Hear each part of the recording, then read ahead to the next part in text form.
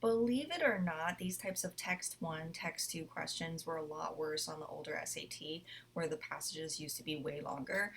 Here, even though we have smaller pieces now, we still have to be super quick about how we get the main point of each passage and how they're relating to one another.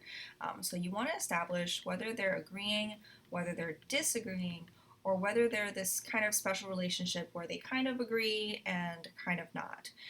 So here, let's take a look.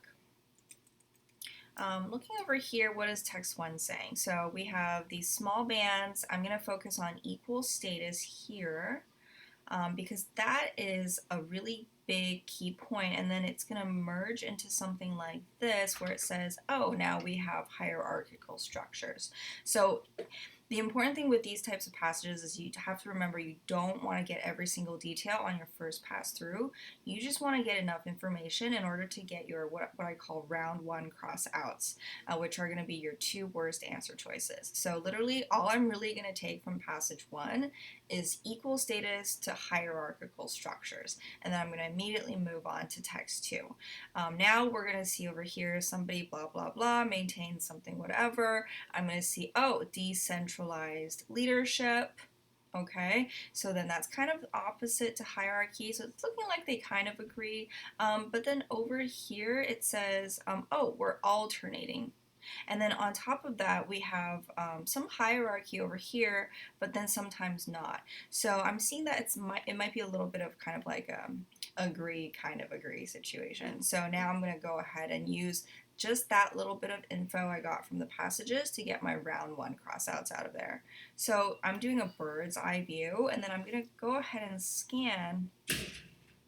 Let me see here. So over here we're saying for D, we're seeing that we're challenging the assumptions that hunter-gatherers were among the first forms of social structure. I do see the word hunter-gatherers over here.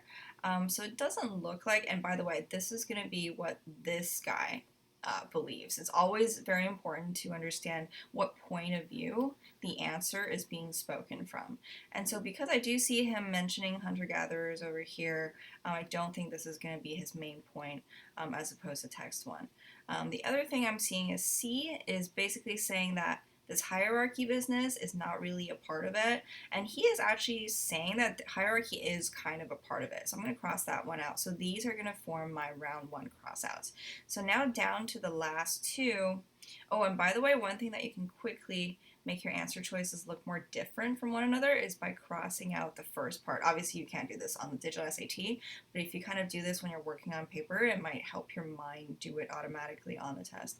So between A and B, what are we thinking here? A is going to be saying that this hierarchy business is going to be more important. Oh, sorry, the other way around. The decentralization is more important than the hierarchy. And B is saying that we're not having a linear progression. So because when I look at number 2, he's not necessarily saying that hierarchy or decentralized is more important than the other. I'm going to go ahead and pick